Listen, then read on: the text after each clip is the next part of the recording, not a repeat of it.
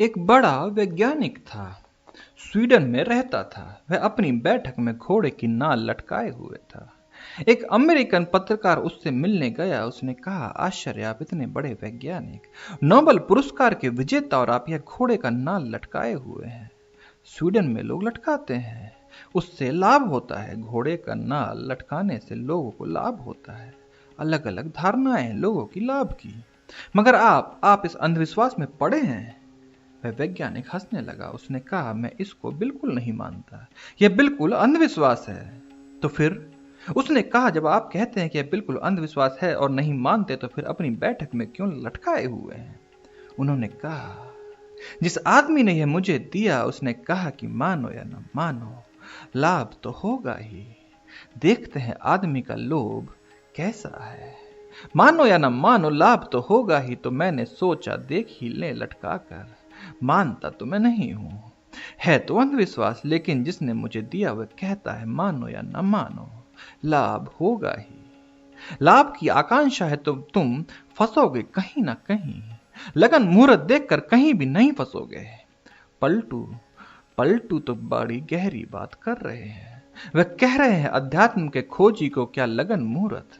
परमात्मा को पाने के लिए कोई विधि विधान थोड़े ही करना पड़ता है। सब झूठ है, कहते हैं पलटू, लगन मुहूर्त सब झूठ।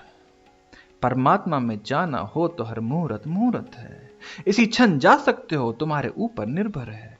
परमात्मा रोक थोड़े ही रहा है, और वह थोड़े ही कह रहा है कि ठीक समय पर आना। और जिस क्षण बुद्ध को ज्ञान हुआ, वह मुहूर्त शुभ था या नहीं। लेकिन इस पूरी पृथ्वी पर अज्ञानी पड़े रहे और उनमें से किसी को ना हुआ। मुहूर्त शुभ था, बुद्ध को हुआ। जिस क्षण मीरा को हुआ, मुहूर्त शुभ था, लेकिन और तो किसी को ना हुआ। तुम पर निर्भर है। मुहूर्त तो प्रतिपल शुभ है। तुम जब आंखें खोल लोगे तब हो जाएगा। पलटू दास ये कह रहे हैं कि अगर पकड़ना ही हो तो क्या छोटे मोटे ज्योतिषियों को पकड़ते हो? उस ज्योतिधर को पकड़ो जिसने समय बनाया। उसी की शरण गह लो जिसने सब पल छिन बनाए। उसकी याद में भर जाओ जो कहते हैं, जब राम की याद आ जाए तब उसके नाम का स्मरण हो जाए, वही शुभ घड़ी है। जब याद करो तभी शुभ घड़ी है। एक हिंदू सन्यासी मेरे घर मेहमान थे और मुझसे कहने लगे, यह मातृभूमि बड़ी धार्मिक है।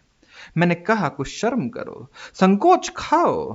वे कहने लगे, क्या मतलब आपका? संकोच?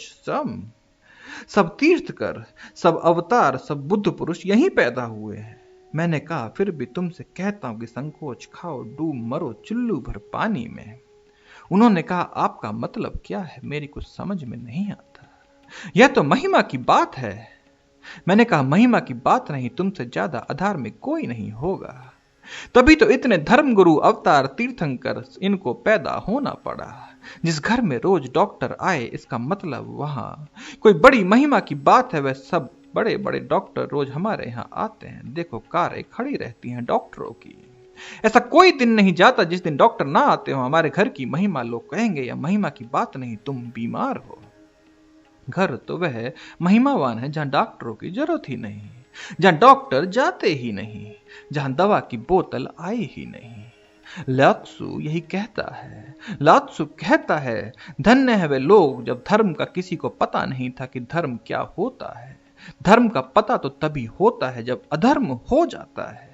अधर्म के इलाज के लिए धर्म की बोतल लानी पड़ती है, दवा लानी पड़ती है। अधर्म फैल जाता है तो धर्मगुरु होता है। दुनिया में अगर फिर कभी धर्म होगा तो धर्मगुरु पहली चीज होगी जो विदा हो जाएगी। धर्मगुरु की क्या जरूरत? स्वास्थ्य हो तो चिकित्सक की क्या जरूरत? लोग ईमानदार हों तो सिखाना थोड़े ही पड़े कि ईमानदारी से जियो। और तुम लाख सिखाओ, क्या होता है? तुमने पूछा है, काम पकने पर उसमें रुचि होने लगती है, प्रेम पकने पर क्या होता है? काम यानी शरीर, प्रेम यानी मन, प्रार्थना यानी आत्मा। ये तीन तल हैं। जब काम से थक जाते हो तो प्रेम का जन्म होता है। जब कामुकता थक जाती है तो प्रेम का सूत्रपात होता है। जब तक तुम कामुकता से भरे हो तब तक कैसा प्रेम?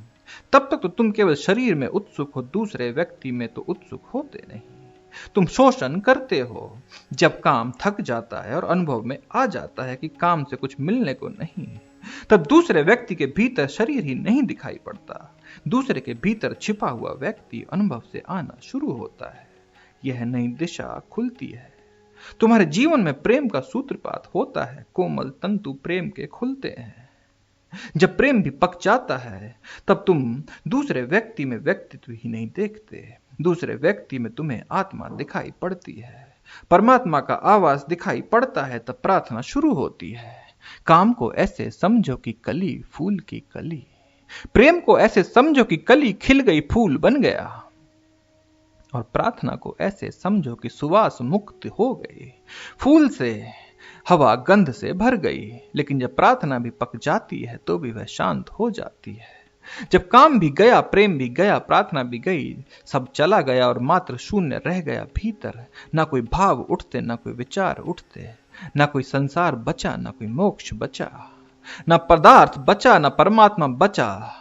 जहां तक कोई चीज बची ही नहीं वहां तुम मूल स्रोत पर आ गए। यही क्रांति घटित है, यही समाधि फलित होती है। इस अवस्था को ही हमने निर्वाण कहा है। यह परम दशा है, फिर इससे गिरना नहीं होता। जो इसमें पहुंच गया उसको बुद्ध ने कहा अनागामी हो गया। अब वह वापस न लौटेगा, उसका पुनर्आगमन न होगा। लेकिन ध्यान रखना, काम अगर पका नहीं और तुमने जल्दबाजी की और भागकर प्रेम पकड़ना चाहा तो तुम्हारा प्रेम झूठा रहेगा। अगर प्रेम पका नहीं और तुम प्रार्थना को बुला लाए तो तुम पूरे हृदय से बुला न पकोगे। तुम्हारी प्रार्थना में छुपा हुआ प्रेम नीचे खींचता रहेगा। इसलिए हर सीढ़ी पर ठीक से पैर जमाओ और हर सीढ़ी को ठीक से कर लो। और जब तक थोड़ा भी रस रहे रुके रहना, जल्दी नहीं, अनंत काल मौजूद है, कोई घबराहट नहीं। जब उस सीढ़ी से पूरी तरह छुटकारा हो जाए, जरा भी राग ना रह जाए, जरा भी रस ना रह जाए, जरा भी भाव ना रह जाए, तब दूसरी सीढ़ी पर कदम रखना। तब तुम्हारे कदमों में एक मजबूती होगी और तुम जहां जाओगे वह पूरे पूरे होगे, अधूरे अधूरे नहीं, खंड खंड नहीं। नहीं तो एक पैर एक नाव में और दूसरा पैर दूसरी नाव में, तब बड़ी बेचैनी और बड़ी दुविधा पैदा होती है। दो घोड़ों पर सवार कभी मत बनना। और यहां ऐसे लोग हैं जो 3-3 घोड़ों पर एक साथ सवार हैं। काम अभी चल ही रहा है, प्रेम का राग भी छेड़ दिया, प्रेम का राग उठ ही रहा है और प्रार्थना के लिए शांत होने की चेष्टा भी कर रहे हैं। तो कुछ भी नहीं हो पाता। काम कारण प्रेम नहीं हो पाता और प्रेम के कारण प्रार्थना नहीं हो पाती। प्रार्थना के कारण ठीक से प्रेम भी नहीं हो पाता और प्रेम के कारण प्रार्थना नहीं हो पाती। जीवन एक बिगुचन, एक विडंबना हो जाती है। चौराहे पर खड़े हैं और चारों मार्गों पर जाने की चेष्टा कर रहे हैं। एक तरफ हाथ बढ़ा दिया, एक तरफ पैर बढ़ा दिया और एक तरफ सर लगा दिया, तुम विकसित हो जाओगे। मेरे गांव में मेरे सामने एक सुनार रहता था। उसकी बड़ी मुसीबत है। वह ताला लगाएगा, फिर देखेगा हिलाकर, फिर 2 कदम चला जाएगा, फिर लौट कर आएगा और फिर ताला हिलाता और गांव भर उसको सताता। रास्ते में मिल गया, कोई कह देता कि अरे ताला ठीक से देख लिया कि नहीं, तो पहले वह कहता है देख लिया है, मुझे परेशान करने की जरूरत नहीं। लेकिन 2 कदम जाकर उसको शंका पैदा हो जाती कि पता नहीं ये आदमी ठीक कह रहा हो। तो वह फिर लौटकर आधे बाजार से लौटकर चला आएगा, फिर ताला हिलाकर देखेगा। मैं उसे बैठा देखता रहता था। मैंने उससे कहा कि मामला क्या है। उसने कहा यह पता नहीं मुझे क्यों आदत पड़ गई है। मैंने कहा यह ताले का सवाल नहीं, तेरे भीतर कहीं भय होगा। ताले में क्या रखा है? तेरे भीतर कहीं भय है, कुछ भय है। तूने कुछ छिपा रखा है। घर में कोई चोरी चला जाए तो क्या हो जाए? इस गांव में इतने पैसे वाले लोग हैं, कोई ताला नहीं हिलाता। एक तू है, तेरी कोई हालत भी अच्छी नहीं। दिन भर बमुश्किल मेहनत करके रुपए 2 रुपए कमा पाता है, तू छिपाएगा क्या? वह थोड़ा घबराया, कहने लगा आपको पता कैसे चला?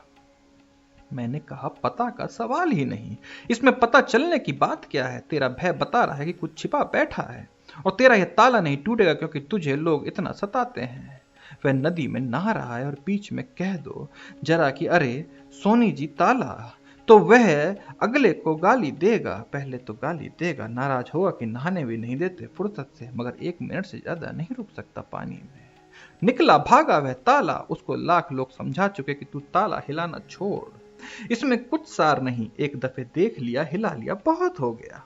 और जब मैंने उसको कहा कि ताला असली सवाल नहीं, तू सोचता है कि ताले से तेरी उलझन है।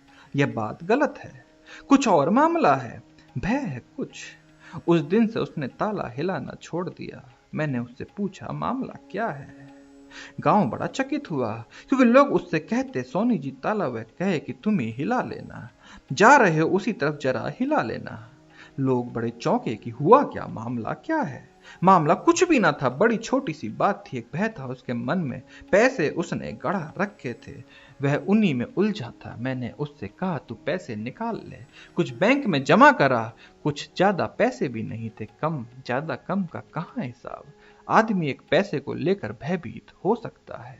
भय हो तो हजार कंपन उठते हैं, कहीं ऐसा तो ना हो जाएगा, कहीं वैसा तो ना हो जाएगा, कहीं कोई निकाल तो ना लेगा। भय हो तो मन कांपता रहता है, कपता है तो इंतजाम करना पड़ता है कपने से रुकने का। लेकिन यहां भय गया, वह सारा कंपन चला जाता है। भय क्या है? भय है एक मौत। भय एक है कि मौत होगी, और जो होगी, और तो कोई खास भय नहीं। मरना पड़ेगा यह भय है। तब तक तुम्हें लगता है कि मरना पड़ेगा, मरना होगा, मौत आएगी, तब तक तुम कपते रहो। और कंपन से फिर सब पैदा होता है, लहरों पर लहरें उठती हैं, जागने की, सोने की, सपने की, नींद की, तुरीय की। लेकिन जिस दिन तुमने यह स्वीकार कर लिया कि जो है वह कैसे मरेगा, और जो नहीं वह बचने से भी कैसे बचेगा, तो मैं मरूंगा, अहंकार की तरह मरूंगा ही। क्योंकि अहंकार शाश्वत नहीं हो सकता, बनावटी है। लेकिन मैं रहूंगा शाश्वत में, शाश्वत की तरह। वह मुझसे भी पहले था और मेरे बाद भी रहेगा। जो मेरे जन्म के पहले था वह मेरे जन्म के बाद भी रहेगा। जो जन्म के कारण निर्मित हुआ, मौत के साथ समाप्त हो जाएगा। एक मित्र के साथ में बंगालियों की एक संगत में गया। वहां बंगाली के भजन गाए जा रहे थे और बंगालियों में बड़ा भक्ति का भाव है। मृदंग बज रही थी और चैतन्य की मैंने चर्चा की थी। फिर चैतन्य के वे गीत गा रहे थे और नाच रहे थे। मेरे साथ जो सज्जन गए थे वे बांग्ला जानते नहीं। मैं बड़ा हैरान हुआ, क्योंकि वो भी डोलने लगे और होठ भी हिलाने लगे, जैसे कि भी भजन में भाग ले रहे हैं। मैंने जरा गौर से, उनको बगल में भी बैठे थे, गौर से सुनने की कोशिश की, तो वे अनर्गल बक रहे हैं, कुछ भी उसका मतलब नहीं। जब रास्ते में लौटते वक्त हम दोनों अकेले रह गए, मैंने पूछा, यह मामला क्या था? आप ऐसी शुद्ध बंगाली बोल रहे थे। वे बोले, कहाँ की बंगाली और कहाँ का क्या, पागलों की जमात। और मैंने देखा, अपन ऐसे संभले बैठे रहे तो लोग समझेंगे कि ये बुद्धू कहाँ से आ गए, और फिर लोग यह समझेंगे कि इनको बंगाली भी नहीं आती और मस्ती भी नहीं। तो मैं तो ऐसे ही ढोंग कर रहा था, मैं ऐसे ही होठ हिला रहा था, कुछ भी बोल रहा था, धीरे धीरे, तो कोई पकड़े भी नहीं। और वहां इतना शोरगुल मचा है, इतने पगले थे वहां, कौन पता चलने वाला कि कौन बंगाली बोल रहा है और कौन गुजराती बोल रहा है। वे सज्जन गुजराती थे। बंगाली में एक उपन्यास है। उस उपन्यास में एक परिवार बद्री केदार की यात्रा को गया। बंगाली गृहिणी उसका परिवार है। बंगाली गृहिणी भक्त है। एक सन्यासी भी रास्ते में साथ हो लिया। बंगाली गृहिणी खाना बनाती है तो पहले सन्यासी को खिलाती, फिर पति को। स्वभावतः मेहमान भी है, सन्यासी भी है, और जो जो अच्छा है पहले सन्यासी को। रास्ते का मामला है। सन्यासी इतना खा जाता है कि बाकी के लिए फिर समझो बचा खुचा ही रह जाता। पति बहुत परेशान है। असल में पति और पत्नी के बीच अगर सन्यासी खड़ा हो जाए तो पति सदा ही परेशान हो जाता है। उसकी समझ में नहीं पड़ता कि क्या हो रहा है, और पत्नी की दहशत की वजह से वह कभी कह भी नहीं सकता कि क्या हो रहा है। सब मंदिर पति चला रहे हैं, वाया पत्नी। जो साधु संत पति पाल रहे हैं, वाया पत्नी, पत्नी वहां जा रही है तो वह सब पल रहा है। तो वह सन्यासी सब खा जाता है। फिर पीछे से कोई यात्री आया है और संदेश लाया है। पति बहुत डरा हुआ है, बड़ा शौकीन है संदेश का। वह बड़ा भयभीत है, कहता है कि बचेगी थोड़ी ही, वह सन्यासी सब पहले ही साफ कर जाएगा। दूसरे दिन संदेश रखे गए, सन्यासी सब साफ कर गया। उसने कहा, रोटी आज रहने दो। अब पति को इतनी मुश्किल हुई कि एक संदेश भी ना बचा, तो उसने सन्यासी से कहा, आप हम पर ख्याल ना करें तो कम से कम अपने पर तो ख्याल करें। उस सन्यासी ने कहा, तू नास्तिक है। अरे, जिसने पेट दिया वही ख्याल करेगा, वह परमात्मा ही बीच में बाधा नहीं आते। संदेश सन्यासी डालेगा, बाधा नहीं डालेगा, वह परमात्मा पर छोड़ देगा। आदमी की बेईमानी बहुत पुरानी है। इस मामले में वह बहुत महंगी पड़ेगी, जनसंख्या के मामले में बहुत महंगी पड़ेगी। साफ समझ लेना जरूरी है कि बच्चे रोकना ही पड़ेंगे अगर पूरी मनुष्यता को बचाना है, अन्यथा आपके बढ़ते बच्चों के साथ पूरी मनुष्यता का अंत हो सकता है। ये मैंने थोड़ी सी बातें कही। ये सवाल तो बहुत बड़ा है और इसके बहुत पहलू हैं, इस पर सोचना है। मेरी बात को मान लेने की कोई जरूरत नहीं। ना तो मैं कोई गुरु हूं, ना कोई महात्मा और ना परमात्मा की तरफ से कोई सर्टिफिकेट लेकर आया हूं। जो कहता हूं वही सही है। जैसे एक सामान्य आदमी अपनी बात कहता है, वैसा आदमी हूं एक लेमैन, जो निवेदन कर सकता है, आग्रह नहीं कर सकता। जो यह नहीं कह सकता कि यही सत्य है, और इतना ही कह सकता है कि ऐसा मुझे दिखाई पड़ता है। धन्यवाद।